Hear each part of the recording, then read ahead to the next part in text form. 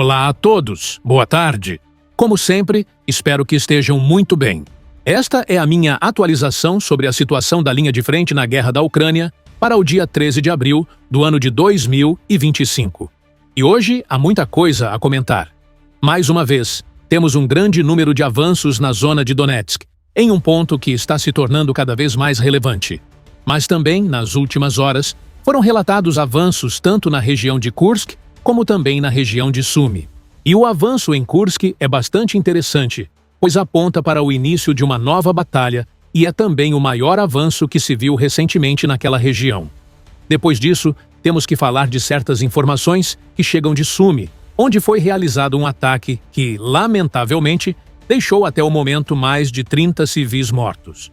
Mas vamos tratar disso com mais detalhes, pois há diferentes informações surgindo, acusações mútuas e tudo aquilo a que já estamos acostumados a ver neste tipo de situação. Além disso, há fragmentos de informação sobre Sumy que são bastante interessantes e atípicos, os quais também vamos analisar. Não quero estragar o conteúdo agora, porque vamos falar disso ao longo do vídeo. Antes de começar, gostaria de lembrar que a melhor forma de apoiar este canal é através da inscrição. Então, se você me acompanha com frequência, se gosta do meu conteúdo e ainda não está inscrito, clicar no botão de inscrição seria uma ajuda enorme para mim. Mas vamos direto ao ponto e começar o vídeo de hoje. Vamos seguir como de costume. Começamos no sul, depois subimos para o norte. Ou seja, começamos por Donetsk, depois passamos por Kursk e Sumy, para então falarmos do que aconteceu no ataque à cidade de Sumy. Em primeiro lugar, os russos avançaram em diferentes pontos ao longo da zona de Donetsk. Primeiramente, fontes como Tipgenian apontam que a localidade de Elisavetka caiu sob controle russo, em uma área onde não se observava movimento há algum tempo, o que é bastante interessante. Porém, além disso, não há muito mais a comentar. Foi registrada a captura de aproximadamente 3 km² entre Bodian Drugi e Novo Toretsk. O que me chama mais a atenção é o que está acontecendo nos arredores de Kalinov, porque vimos como, durante esta última semana, o exército russo conseguiu avançar a partir da localidade de Arkhangelsk. Eles não apenas avançaram em direção a Kalinov, como também capturaram essa localidade. Mas isso não é tudo, porque também nas últimas horas foram relatados novos avanços nos arredores de Kalinov.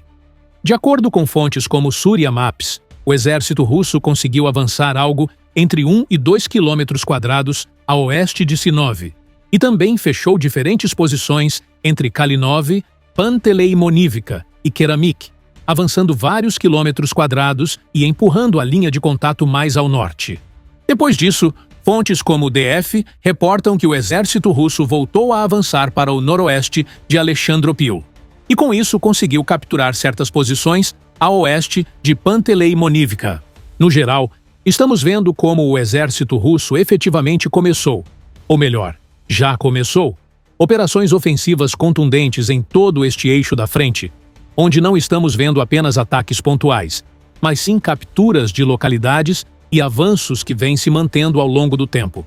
Ou seja, há vários dias de avanços constantes e bastante profundos. Com isso, precisamos observar o que os russos farão a seguir. Mas agora se abre a possibilidade de eles se aproximarem da localidade de Staromikhailivka e também, mais a leste, de entrarem na localidade de Valentinivka. Nós já comentamos isso no passado, quando os russos tomaram Panteleimoniivka, que existia essa possibilidade de capturar Valentinivka. Já naquela época havia relatos de assaltos nessa direção, mas agora, com esses novos movimentos, essa possibilidade ganha ainda mais força. E qual pode ser o objetivo a mais longo prazo? Bem, além de avançar ao longo da frente, já que sabemos que os russos têm como meta capturar toda a região de Donetsk, com esses movimentos, eles podem se aproximar do flanco de Toretsk, ao leste da cidade, com a intenção de impedir que a Ucrânia lance contra-ataques da mesma forma como fez anteriormente. O objetivo seria evitar um novo reinício da batalha por Toretsk. Com isso, os russos podem continuar avançando neste setor, atacando as rotas de suprimento ucranianas, para depois garantir os flancos da cidade de Toretsk e continuar avançando em toda esta zona. Estes avanços vêm chamando bastante atenção porque estão sendo constantes e profundos, então teremos que observar se isso continuará nos próximos dias. Agora, passemos ao norte da frente, onde o exército russo conseguiu diferentes avanços nas regiões de Kursk e Sumy. Segundo a Surya Maps, o exército russo entrou na localidade de Lanknea. No passado, já comentamos como, após a Batalha de Pacífica, os russos se aproximaram dessa localidade. E agora parece que finalmente conseguiram entrar nela, capturando diferentes posições ao norte e avançando algo em torno de 3 km² nesta operação, que tem como objetivo avançar em diversos pontos da região de Sumy. Isso pode estar relacionado à possibilidade de que, após recapturar Kursk, os russos comecem a lançar uma ofensiva maior no restante da região.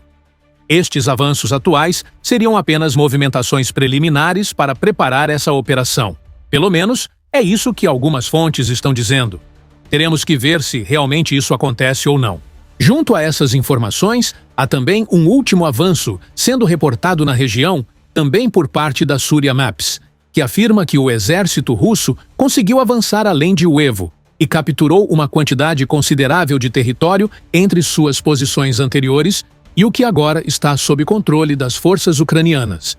Esse avanço seria de aproximadamente 16 km², e os russos estariam agora nos arredores da localidade de Hornal, tendo capturado a maior parte da zona norte do rio Psiel. Qual a importância de tudo isso? Bem, o fato de os russos estarem nos arredores de Hornal é bastante significativo. Isso indica que a batalha por Hornal pode começar em breve. Trata-se de uma situação muito parecida com o que está ocorrendo em Oleshnya, onde as forças ucranianas estão limitadas apenas à localidade em si, e os russos podem, a qualquer momento, começar a lançar assaltos pesados dentro de Hornal, com o objetivo final de expulsar os ucranianos da localidade. Algo semelhante pode estar prestes a ocorrer em Oleshnya. Por enquanto, não há uma entrada completa dos russos nessa localidade, e a defesa ucraniana ainda se mantém ali. Mas, além disso, esse é o maior avanço que se viu recentemente por parte do exército russo nessa direção da frente, cerca de 16 km². Isso representa, inclusive, uma redução de aproximadamente 50% das posições ucranianas, que antes eram de cerca de 35 km². E agora, segundo o meu mapa, são menos de 20, algo entre 18 e 19 km². Portanto, podemos ver o quanto as posições ucranianas diminuíram com este último avanço. Agora resta observar se os russos estão se preparando para dar o golpe final nessas duas zonas de Kursk, onde ainda há presença ucraniana, Oleshnya e Hornal.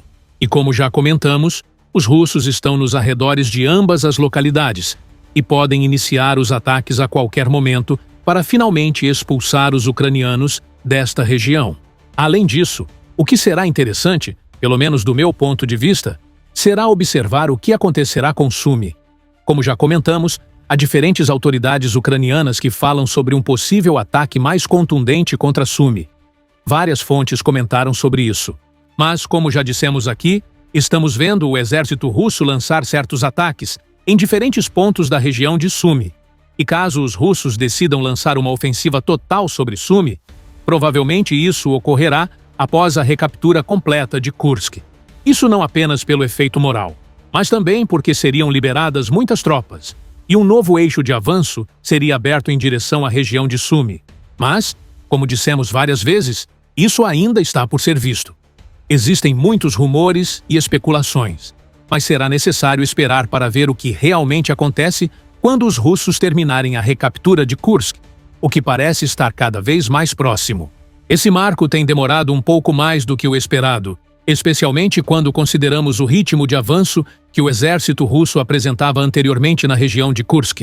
Porém, agora restam apenas 2 localidades e menos de 20 km² sob controle ucraniano, o que, na minha opinião, torna um pouco inevitável que os russos eventualmente recapturem essa região. Obviamente, há muitas variáveis que não estão sob controle e coisas imprevisíveis podem ocorrer. Mas, se tudo continuar como está, espera-se que os russos recapturem a localidade. E para encerrar, vamos falar da cidade de Sumy, onde durante esta manhã, lá na Ucrânia, foi lançado um ataque contra uma área central de Sumy. Pelo que entendi, Até o momento foi reportada a morte de mais de 30 civis. Por que digo até o momento? Porque também há quase uma centena de feridos. Então, infelizmente, é esperado que esse número de mortos aumente. Os vídeos, que obviamente não podem ser mostrados aqui, são bastante gráficos e duros, mostrando a gravidade do ataque. Este ataque gerou muita controvérsia. Por quê? Primeiro, surgiram duas versões típicas. A versão ucraniana, culpando a Rússia pelo ataque, e a versão russa, que, como de costume, afirma que o alvo não era civil, que se tratava de um objetivo militar, ou que foi um míssil antiaéreo ucraniano com defeito, entre outras alegações. O tipo de discussão que vemos repetidamente nesse tipo de incidente. O que está acontecendo agora em Sumi é que surgiram diferentes declarações que chamam bastante a atenção. Em primeiro lugar, alguns ex-deputados ucranianos afirmam que, no local atacado, estava sendo realizada uma cerimônia militar, e essa cerimônia foi organizada ao lado de uma via com grande fluxo de civis, o que acabou causando esse número de vítimas. Esses ex-deputados estão pedindo às autoridades militares ucranianas que deixem de realizar esse tipo de cerimônia em áreas civis. Essa é uma das versões. Mas, além disso, há algo ainda mais interessante. O prefeito da cidade de Konotop pediu a renúncia do chefe da administração regional de Sumi.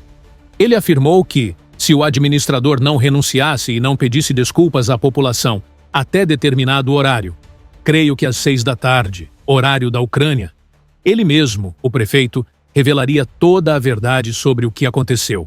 O fato de um funcionário público ativo fazer esse tipo de declaração é bastante significativo. Além disso, os russos têm se apoiado nessas acusações e afirmam que foi, de fato, uma cerimônia militar que foi atacada e que os civis foram vítimas colaterais. O que, claro, é uma afirmação muito dura quando estamos falando de mais de 30 civis mortos e quase uma centena de feridos. Por enquanto, a versão mais oficial que se tem da Ucrânia, embora ainda com poucas declarações formais, é a de que foi simplesmente um ataque russo contra a população civil. Como geralmente ocorre nesses casos, a informação ainda é muito preliminar. Há acusações de ambos os lados, e ainda é necessário ver o que realmente aconteceu e o que não aconteceu. Portanto, até o momento, estou apresentando a vocês as informações que consegui reunir de diferentes fontes. Não estou dizendo que pensem de uma forma ou de outra, ou que culpem a um ou ao outro lado. Apenas estou mostrando o que está sendo dito por ambos os lados e por algumas fontes locais que, de certa forma, também estão trazendo acusações bastante sérias. Então, como sempre, o tempo vai nos mostrar o que de fato aconteceu. Pode ser que apareçam imagens de drones, de câmeras de segurança ou vídeos dos próprios residentes que ajudem a esclarecer exatamente onde ocorreu esse ataque, qual era o objetivo e por que acabou causando tantas vítimas civis. Também pode ser que nada disso apareça e fiquemos com versões contraditórias, como já ocorreu muitas outras vezes ao longo desta guerra. De qualquer forma, a situação em Sumi, tanto em termos militares quanto políticos, parece estar se tornando cada vez mais tensa. Este ataque pode ser um ponto de inflexão, seja para uma ofensiva mais ampla na região por parte do exército russo, seja para uma crise interna ucraniana, dependendo do que realmente tenha acontecido e das repercussões públicas que isso possa ter. Com isso, encerramos esta atualização do dia. Se vocês acharam o vídeo informativo e querem continuar recebendo esse tipo de conteúdo, não se esqueçam de se inscrever no canal, deixar um like e comentar o que acharam da situação. Muito obrigado por assistirem até aqui e nos vemos na próxima atualização.